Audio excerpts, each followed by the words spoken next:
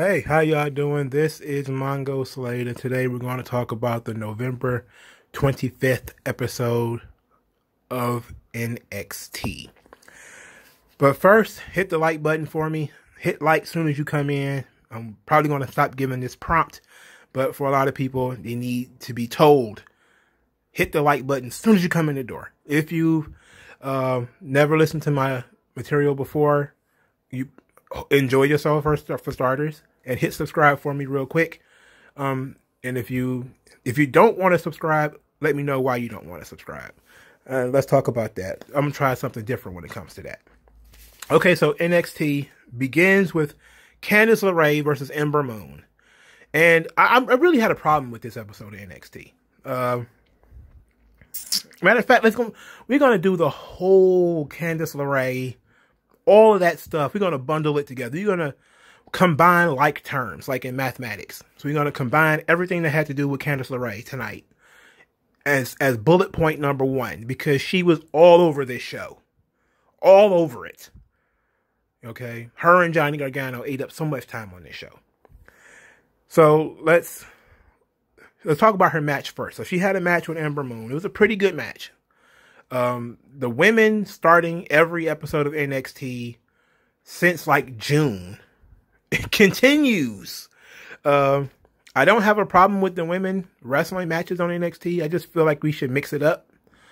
Them just being the opening act every week and then getting a lot of time, maybe even too much time. I think sometimes that you can do less, you know. But this match was pretty good. It wasn't bad. Ember Moon did all the Ember Moon stuff, you know, which was a lot of... Her lucha was actually not bad this time. You know, usually when people do lucha, they botch it and fuck it up. It wasn't a lot of, you know, mess ups this time. Indy Hartwell came to the ring with Candice LeRae. As the match progressed, Dakota Kai and Raquel Gonzalez also came out there. So they had their foursome. They were around the ring. Ember Moon was all alone trying to wrestle Candice LeRae and fight off these four people who kept interfering in the match. You know, unfortunately, you know, the wrestling four people, you know, who are, you know, the one person who is highly skilled in Candice LeRae and three other people outside the ring, it overcame Ember Moon and she got pinned. Because, of course, she got pinned. It was 4-on-1. So, afterwards, she gets beaten up by everybody. Because I think she hit Indy Hartwell. She kicked her or something like that. And therefore, the other three beat the hell out of Ember Moon. To which no baby faces came to save her. None. No baby faces came to save Ember Moon at all. But, a little bit later, after Ember Moon kind of escapes a little bit, Toni Storm comes out, and I wrote down literally, Toni Storm comes out too late to matter. And then, you know, Toni Storm and Ember Moon, they like, yeah, we're besties. And they're going to go back in there and beat the hell out of these four women. And then Toni Storm turns on Ember Moon and beats her up. I like the turn. The turn is good. The turn is really good. Then 5 women beat the hell out of Ember Moon, stomp her, throw her all over the place. No baby faces to be found. Not a single one. Nobody came out to help Ember Moon. They just watched her get beat up. Nobody did anything. Nobody. Not even any of the men. No man came out to help. No women came out to help. No entities of any kind. William Regal, no officials, nobody came out there to stop 5 women beating the dog shit out of Ember Moon. Oh, but please, come on. They did it again to Rhea Ripley. Rhea Ripley comes out to cut a promo, and she's talking about, oh, well, people are talking. They're talking about my hug with Io Shirai. That's not, I can't do an Australian accent without it sounding basically Irish. Anyway, Rhea Ripley comes out. She's talking about this losing to Io Shirai, and yet she respects Io Shirai. That's why she hugged her. She hugged Io Shirai because she respects her. Not because it's a big send-off for her leaving and going to anywhere else. She's staying in NXT, and she's going to become the NXT Women's Champion. Then Candice LeRae comes out. Candice LeRae is like, oh, well, you know, Io Shirai beat you all by herself, but she needed help to beat me. You're nothing. You're nobody. And then, you know, the freshly turned Toni Storm and Dakota Kai and Raquel Gonzalez then proceeded to beat the dog shit out of Rhea Ripley. To which, who came to help? Nobody. Nobody did anything. They just beat the hell out of Rhea Ripley too. Stomped her out, threw all up against the ring post, kicked her, beat her, did whatever they want. I'm just like, okay, just we're gonna, that's, you live in a world without heroes, man. Like, you would even think that maybe even just William Regal will like call referees to come out there and pull them apart, you know, something.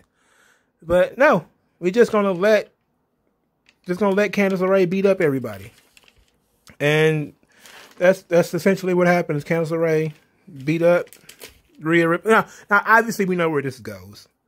We know where this goes as far as you know, Rhea Ripley and Ember Moon being on the opposing team for War Games. But so what? It's the same situation they just had for Survivor Series, where, you know, you could have had the opportunity to build some camaraderie by having the babyfaces save each other, where, you know, maybe Rhea Ripley comes out and helps Ember Moon. Maybe not for any particular reason other than she just didn't want to watch 5 women beat the hell out of Ember Moon. Or Ember Moon, who had just gotten beaten up earlier in the night, she comes out and maybe even gets beaten up again, but comes out and attempt to help Rhea Ripley because she doesn't want to see that happen to somebody else. Or there has to be other babyface women. I know Casey Catanzaro and Kaden Carter are back there. They're babyfaces. They're small. You could have just kicked them out of the way, but at least somebody could have come out there to stop the fucking bleeding. You can't just have marauding villains go around, you know, I'm the captain now, I'm going to beat up everybody, and that's it. It's like, that's basically how the NWO got really boring and shit. It's like, if you don't have a conquering hero to fight these people off, then nobody can get the fuck over. Now, you still have to get these people, you have to get them over. You have to get them out of here.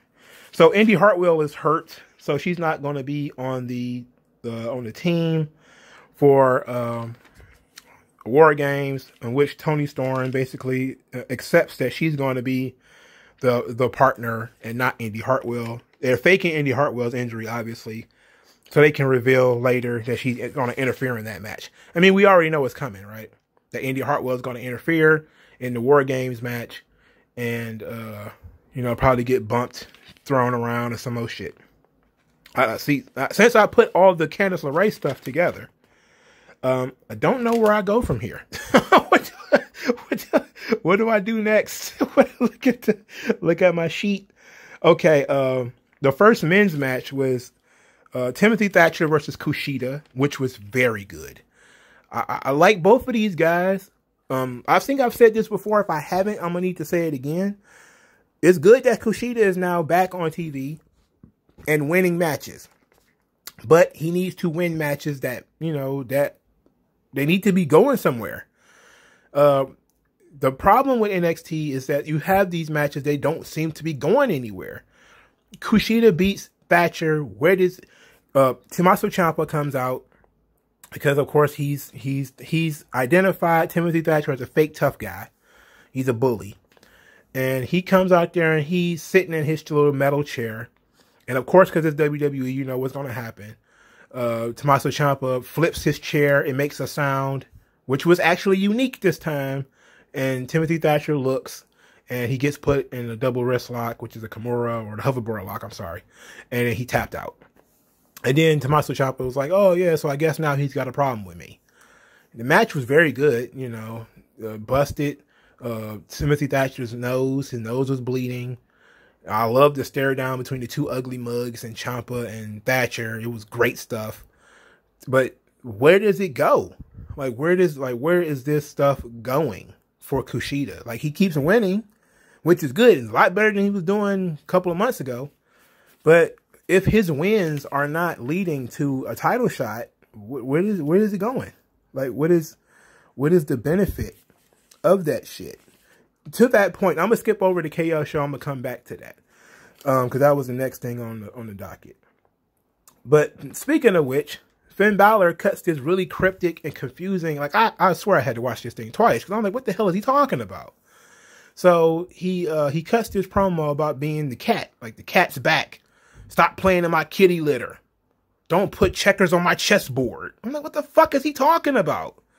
Like, did Kyle O'Reilly really beat this nigga retarded? Like, I don't understand what he's saying. Why is he saying these things? Why is he saying the words that he's saying? So I had to rewind it and try to piece together what he's talking about here. So he says, last week, I started the war. So go ahead, prepare for the war, fight for the war. And I'm like, you know, my dumb brain, I'm like, okay, what does this mean? And then it took a while to really catch it. Like, okay, I see what he's trying to say here. He, you know, licked the match for the War Games match. So now the Undisputed Era versus Pat McAfee's squad, they're going to main event War Games. And he wants to fight the winners or somebody from the winning team from War Games. That's basically what he was saying. And I was like, it took me a good 3 minutes of having the TV on pause to figure that shit out. Like, why can't he just be like more direct and more straight with this whole ordeal? But I did like the line when he says, the champ works Wednesdays. And he's trying to stare at the camera. I like these smoky room Finn Balor promos usually. You know, I don't watch the business. The bitch is watching me. You know, well, I have to say it a little bit more clearer. I don't watch the business. The business watches me. I do like these smoky room Finn Balor promos, but they're getting a little over my head now. I was like, I needed that a little bit more clearly than the way he gave it. Let's see. We also got an interesting promo from Santos Escobar, who is the Cruiserweight champion, who basically bragged that he's, you know, elevated Lucha and, you know, made the Cruiserweight title feel more important because it got defended on TakeOver for the first time ever. And, you know, he's beaten everybody in the division. You know, he's embarrassed Swerve and all these guys. And, you know, now there's Kurt Stallion. So they finally mentioned 205 Live on the show. They didn't mention that Kurt Stallion was on 205 Live. They just mentioned Kurt Stallion. And basically saying that, he's kind of poo-pooing him like, yeah, he would be a real challenge. And they kind of laughed at him. And I was like, okay, I like that. But they still didn't talk about Jordan Devlin, who was making fun of him 3 weeks ago. Like, Jordan Devlin has been talking about Santos Escobar for almost a month. And in the first Santos Escobar promo, since that promo happened, since Jordan Devlin dissed him in a promo, he still didn't respond to this asshole. And it's like, how is it possible that the same company has these two people in it and one of them is completely ignoring the other one? Now, if there was a reason for Santos Escobar to ignore Jordan Devlin, then it would make sense. If it was even bring him up, like if one of the underlings, like Joaquin Wilde, would have been like, what about Jordan Devlin? I heard he's talking all that crap, and then Santos Escobar kind of laughed him off, like, we ain't got to worry about him. He's stuck over in Europe. You know, then I would be like, okay, I see why he's not talking about him. He's stuck in Europe. Who cares? But to act like you don't have video, like you don't have camera, like you don't have a phone, you don't hear that this guy's talking shit about you. You can just say, look, he can say whatever he wants. He's safe on the other side of the Atlantic. I don't care about him. You'll see if he had to say it to my face. Then I would be like, okay, you don't need to respond to this guy because you're not going to fight him anytime soon. But you probably should respond to the guy who's talking shit about you. I mean, that's common sense, right? Okay, so let's talk about this Leon Ruff, Damian Priest, Johnny Gargano stuff. Because this shit almost gave me an aneurysm. This KO show business, for starters, Kevin Owens was on commentary. I didn't hear anything because I was listening to the Hotep Jesus Lupe Fiasco vaccine debate. So I did not listen to NXT's commentary. So I couldn't tell you whether Kevin Owens was good or bad on commentary. Sorry. I was trying to multitask. You know, luckily I didn't break out the comic books this week because I really could have, especially watching. I'm not going to say that. Anyway, so Kevin Owens is talking to Leon Ruff, and Leon Ruff is basically, he's on the edge. You know, he's an interesting character because he's on the edge between underdog babyface and, you know, he looked like he might be tipping over into delusional heel, that he's going to end up becoming delusional over time. Like, other people like Kevin Owens was trying to motivate him to be more confident in himself. But he's being real generic, like, oh man, I just want to be a WWE superstar my whole life. You know, I've only been under contract for 7 weeks. Oh, this is like a dream come true. And Kevin Owens is like, you know, if people are not gonna feel you, they're not feeling the confidence coming off you. And you know, they need to be able to feel you. And I was like, okay, he's actually doing something decent here. You know, Kevin Owens is he can get a little too much. He definitely did in this promo. He started getting too much of the whole behind the curtain, a wink and a nod to wrestling tropes, which they could have just subverted by not doing them, but they did them anyway, just because. It's like when Gorilla Monsoon used to say stuff about, you know, oh, he's never going to pin him with that. You know, he hit him right in the bread basket, right in the esophagus. Where Gorilla Monsoon was trying to be smarter than everybody else in the room. Kevin Owens was doing the same thing. But let's stick to this whole ordeal. So Kevin Owens is trying to ingratiate himself with Leon Ruff, basically saying that, oh yeah, I remember how that felt when I was the NXT champion and yada, yada, yada, trying to basically talking about himself and trying to get Leon Ruff to talk about himself. And Leon Ruff is basically, you know, the crowd chanting that Leon Ruff deserves it. I don't see how he deserves it. But, you know, there was no confidence in Leon Ruff. And then Leon Ruff got really excited as Kevin Owens was trying to build him up. Like, you beat Johnny Gargano. You beat him twice. You know, you're this, this, this, and this. And then he was like, yeah. He jumped up and he was like, yeah, I deserve to be the North American champion. I am Leon Ruff, baby. And he was, and I liked how they did it because he was embarrassed at the idea of trying to put the belt on and it fell to the floor and that everybody was laughing at him. And, you know, that was embarrassing to him. And I was like, I felt that because that would have been embarrassing. That, you know, that you're so skinny that you can't hold the belt. You couldn't hold the belt up. You know, people looking at you like you won it as far as a fluke is concerned. People thinking that you're a joke. That would be offensive. So I can see that there is resentment within Ruff, but he's kind of keeping it down. They showed that the previous week when he smacked Damian Priest, which they, of course, reference in this promo. Because, you know, but Kevin Owens had to get smart first. Because, but I also liked how they kind of doing the whole bipolar thing with Leon Ruff. Like, as he got excited about, you know, Kevin Owens basically pumping his head up with his confidence, he, you know, knocked over the chair and he knocked over one of the Kevin Owens signs. And he's like, oh, I'm sorry. I'm so sorry. I'm so sorry. He's trying to fix everything.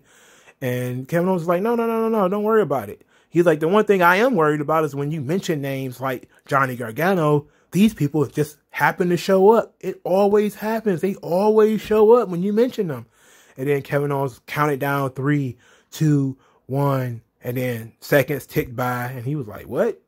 Johnny Gargano's not coming out? Then, oh, Johnny Gargano's coming out. And Johnny Gargano cuts a boring, crappy promo about being better than Leon Ruff, and Leon Ruff sucks. Leon Ruff is far more interesting than Johnny Gargano.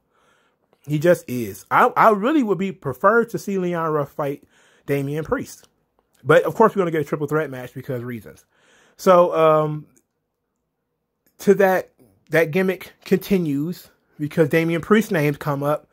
And then, you know, Kevin Owens goes out and gets another chair. And then Johnny Gargano goes off on Kevin Owens about getting a chair because he didn't want a chair. And he's like, oh, this chair's not for you. You mentioned the name Damian Priest. So that means he's about to come out here. I just want to make sure there's a chair here for him.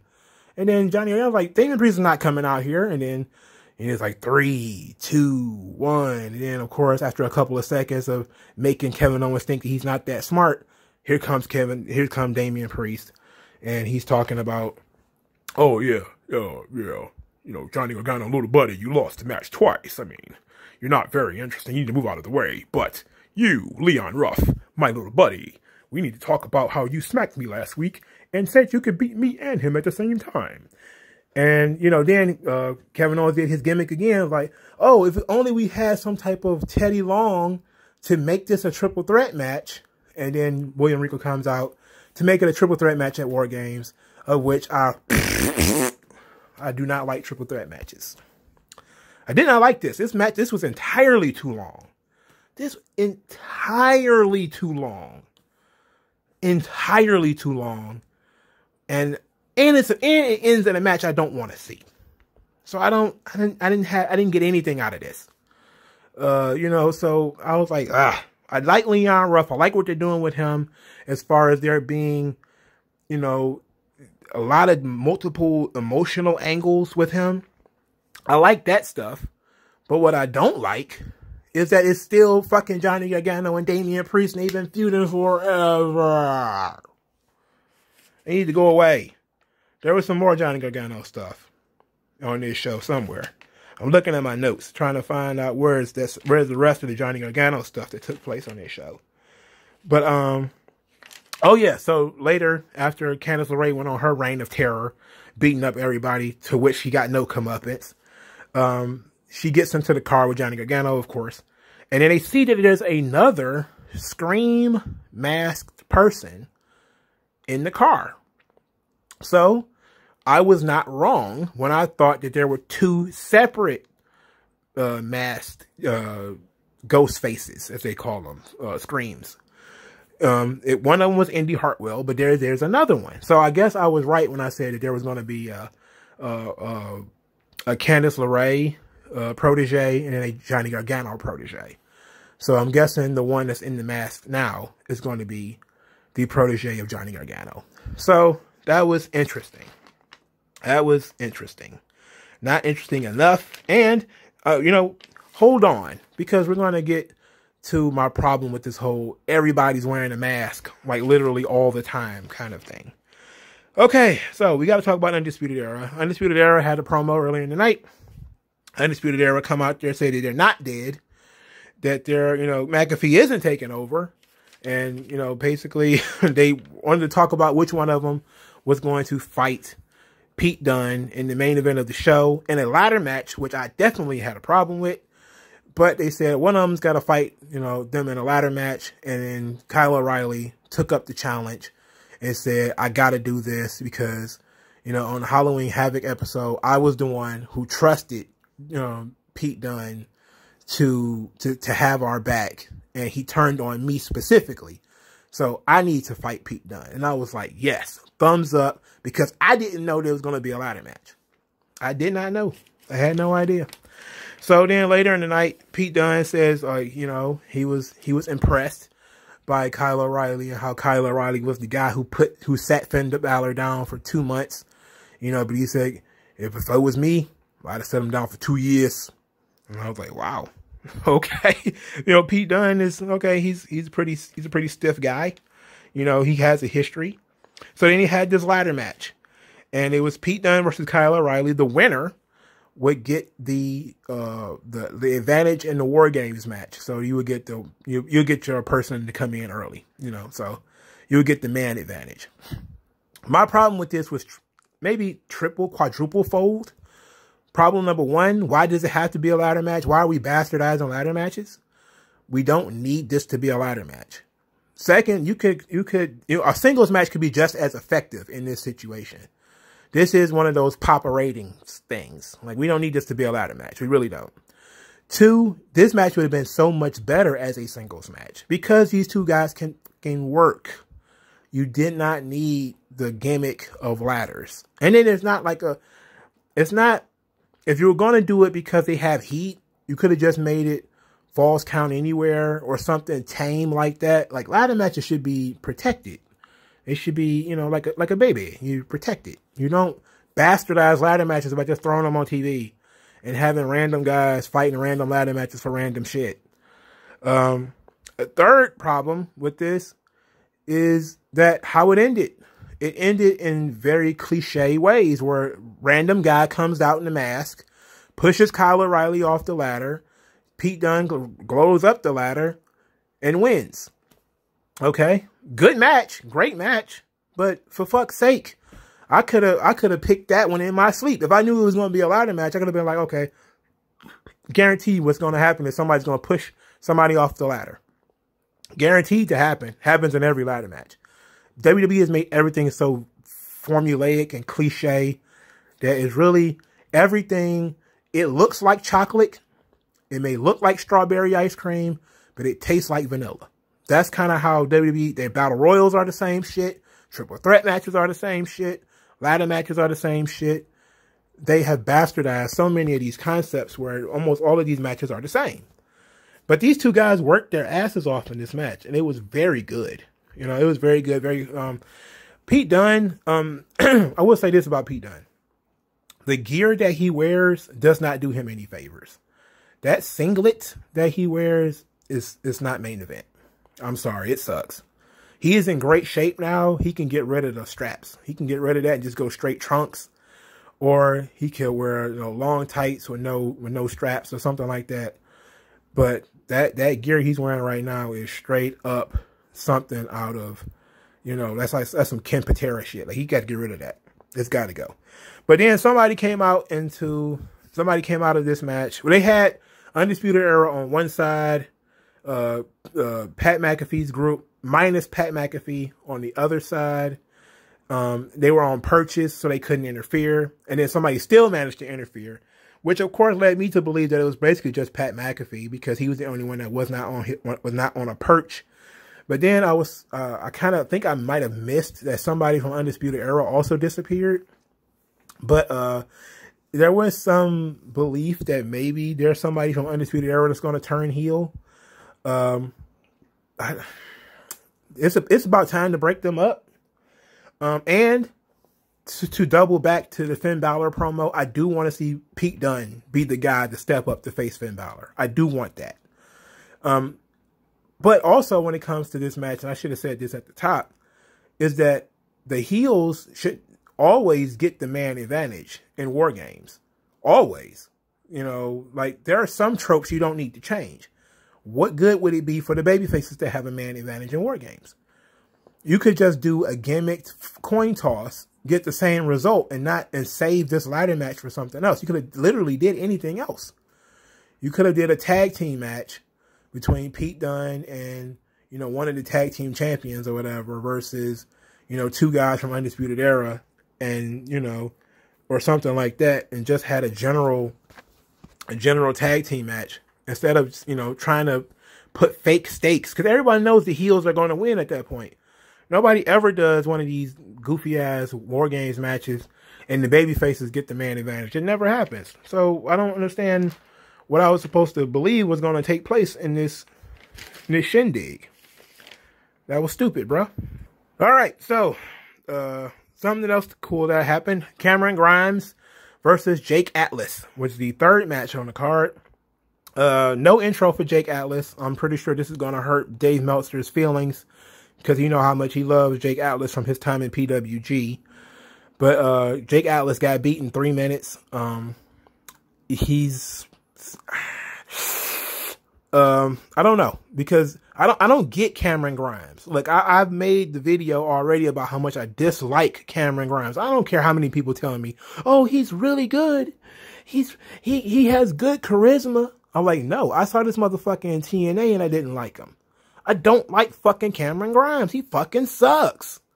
Okay? He fucking sucks. Now, I don't see why they're continuously pushing this guy. I don't know why Jake Atlas ended up being the job guy in this situation. You could have literally picked anybody else. You could have put somebody else in this position and Cameron Grimes could have beat him a lot faster. But Cameron Grimes goes over with the cave-in. So then they did this angle where Cameron Grimes, you know, after he beat Jake Atlas, Dexter Lumis appeared from, it wasn't camera magic, but what had happened is they basically shot everything where, you know, he goes to get his hat, his big top hat, he puts his hat on, and then he's grinning, and then up comes Dexter Lumis, who scares the shit out of Cameron Grimes, and he runs away, obviously. And then on the big video screens is a compilation of Cameron Grimes running away from Dexter Lumis. And Dexter Lumis just stares at him with that gigantic push broom mustache. And then he's like, I ain't scared of you. I ain't scared of you. And, you know, then Dexter Lumis unfurls the strap, basically challenging him to a strap match. And Cameron Grimes was like, nope, I'm out. And he takes off. Smart stuff. You know, Dexter Lumis doesn't have to talk. We got it from the video and the strap that he wants to, okay, if you're not scared of me, face me straight up in a strap match. In the back, William Regal makes it official that Cameron Grimes will wrestle Dexter Lumis at War Games in a strap match. And then Cameron Grimes, being whiny, was like, Mr. Regal, why don't you like me?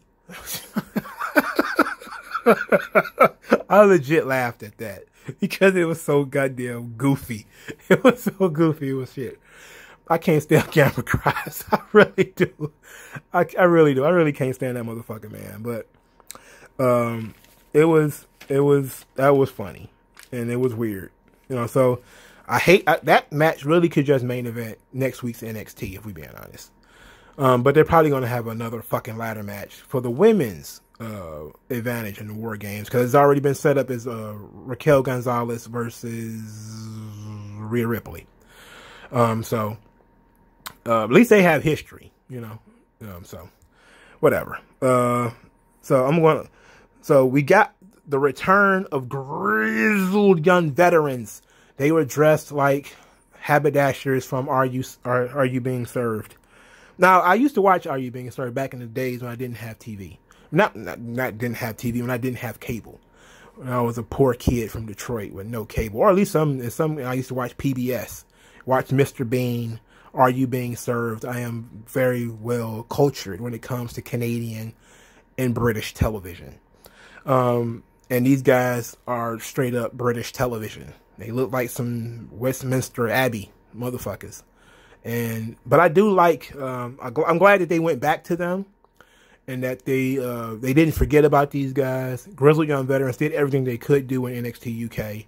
So bringing them back, I mean, I know a lot of people, they don't care. Like, why would you care about grizzled young veterans? Because they haven't been seen on NXT that much. They have to re-ingratiate themselves to NXT. WWE does make the fatal mistake of thinking that you watch everything. People don't watch everything, you know. So they do make that mistake. But grizzled young veterans are really good. I'm a fan. You know, I like those guys. But the last thing we want to talk about, because it's the only thing on the show I haven't talked about thus far, is Boa and Xia Li, which they had the next step in their promo. So Boa and Xia Li are in a car, and they look like human trafficking victims. Their lips are ashy. They wearing no makeup.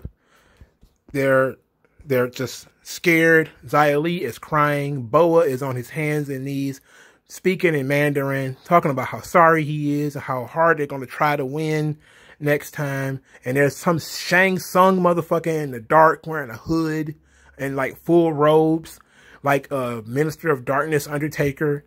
And they, you know, they're crying like, oh, I'm so sorry, I'm so sorry. Not in like and you know, next thing you know, they mark Boa's hands and they mark Xia Li's hands, and they're like, oh no, we're so sorry, we're gonna try harder to win. And the ancient one, the master, he's like, enough, you know, enough for your bickering and crying. So they stopped crying, and the master didn't say anything, but you see that it's a woman. So they were saying before that, you know, when I said before that I couldn't tell whether Boa was saying he is coming or she is coming, he meant she. Because, you know, sometimes when you Chinese, they might have problems pronunciating or being clear. Or is it just my bad old hearing? Anyway, it's a woman. Their master is a woman. And she's obviously very disappointed in Xia Li and Boa because they're losers. They're job guys. And so now, you know, they're going to be punished in some way or marked. And hopefully re-educated and made better. But this was very interesting. I love this. This is my favorite shit on the show. You know, because you had people feeling real human emotions. They were legitimately scared. They felt legitimately scared. They were still wearing, for some reason, WWE branded gear. Like they literally got picked up on the dorm. Like snatched out of the dorm room. Like, get out of here. You know. They took them to an undisclosed location, so it wasn't like a random place inside the performance center or something like that. They made it legitimately look like an undisclosed location, that these two people had gotten kidnapped and taken away in the dead of night. And I dug it. I was like, okay, I'm ready for the next incarnation. We've seen them get the letters. We've seen them get marked. Now we've seen bits and pieces of the master. We've seen that there's an organization because there's more than just the old man and the young woman. There's other people there too. You know, there's a warehouse. There's structure to this thing. It's dark. But I'm saying, asking the question now, is it a criminal organization? Is it a cult? It's not going to be nothing, you know, hopefully too stereotypical, because I don't want to hear any silly Asian SJWs like, oh no, why do we have to be cocaine dealing triads in every TV show? Like, oh, shut up. I can just, these people, since their emergence onto the pop culture scene, they've ruined everything. You have to think about that angle every time now. Is you have two Asian characters, and you just have this problem of, oh my God, they're going to make the Asians the bad guys. It's like, it's this yellow peril all over again. It's like, oh, fuck. Speaking of which, do you know that that's why, you know, the Mandarin was turned into an English guy for Iron Man? It's because, are they trying to avoid the yellow peril stuff? For people who don't know, and that's just a little aside, because I like to do random asides to make these things worth listening to. So you're not just hearing me talk about wrestling and NXT all the time, or just listening to me talk about the one subject or talk about multiple different subjects. There is a villain in the Iron Man series. His name is the Mandarin. He's a Chinese industrialist who gets hold of these magic rings that he gets from some alien dragons. It is absolutely insane. Okay, but there are 10 rings of the Mandarin. He had one ring for each hand, one ring for each finger. They do different things. But when you work them together, there's like this all-powerful thing. The Mandarin is one of the Iron Man's greatest villains, if not the greatest. But he has not been around that much in the last decade or so, because as the SJWs came into the comic book scene, they decided that the Mandarin was basically quote unquote yellow peril, or, you know, people being afraid of Asians. It doesn't matter that some of the good guys were Asians too. In these stories that feature the Mandarin, there are good guy Asians. Didn't matter. The Mandarin is Asian, therefore he's a stereotype. Therefore, they cannot have the Mandarin. Now, this came out a little bit later as people started to badger Marvel Comics editors about where's the Mandarin, where's the Mandarin, where's the Mandarin, because they would have the rings of the Mandarin come out, but they would never have the Mandarin himself. And he said, well, we're trying to avoid the yellow peril thing. But before that, before it was officially said, there was the movie Iron Man, was it 2? No, it was 3. Iron Man 3, where they had the Mandarin was supposed to be in that movie. And they thought they was going to make the Mandarin a terrorist. But then they ended up, it was a swerve. It was just some English actor pretending to be the Mandarin. And oh, the real Mandarin is out there. And it really kind of pissed a lot of people off. And people were like really angry that they swerved you by making you think that this guy was the Mandarin the whole time and he wasn't. And that's why you can't have the Mandarin, is because people are scared of it might be racist. You can't have Asian villains, apparently, because it might be racist. Stupid. Stupid stuff. It's not, I hope that does not affect this Boa and Xia Li storyline. They need to let people be whole characters. Like, you can be good guys and bad guys. Boa hasn't been much of anything because he hasn't been on TV. He's, other than being a complete and total job guy. You know, but what I want to see from this storyline also is I also want to see them utilize some of like their real life stuff. Like, it would be nice if like they showed pictures of Xia Li like on the beach, because like she posts a lot of pictures of herself in the gym, like a lot of pictures of herself on the beach or stuff like that. Like, if they was to show that, to show like how she's been slacking off and not, you know, doing whatever she's supposed to been doing, like she's out making friends and, you know, she's off task. I think that would be badass. I don't think they would go that deep though, but I think that would be real dope if they was to like take Xia Li's phone and like show her like, this is what you've been doing in the United States, like hanging out with all these people, you know, hanging out in the gym, going to the beach and taking, you know, these photos and all this type of stuff. You've been goofing off. You know, that would have been nice. You know, that would be a nice little touch to show us. But of course, we still want to know what their mission is and everything. But we can wait for that. Right now, just show us the disappointment that the villains have in them, because we know that they're losers. You know, we've never seen them win, and that's how this whole thing started. So the whole thing started because they're losers. But build the story about, you know, why the bad guys believe that they're losers, not just because they're defective, but because they make bad decisions. They waste time. They're making bad choices. That's the kind of things that I want to see. I don't think they'll do it, but that's what I want to see. So that's it for NXT, man. The show they tried to do too much with Kevin Owens. I know that they just, oh, we got Kevin Owens for one night. Let's do this 30-minute segment with him. We didn't need that. We could have literally did something else with that. We literally could have did something else with Jake Atlas. I really kind of like Jake Atlas. I do think that he does need some work. But we didn't need to really just job him out to Cameron Grimes. We don't need any more Cameron Grimes or Dexter Lumis. Hopefully this is the end. War Games is going to be the end of anything involving Dexter Lumis and Cameron Grimes, and anything involving Damian Priest and Johnny Gargano. Both of those feuds need to end 2 weeks ago. Hopefully they end at War Games. But that's just my opinion. Thank you guys for listening. This has been a marathon version of my NXT review. Thank you guys for listening. Have a good day, and I'll talk to you guys later.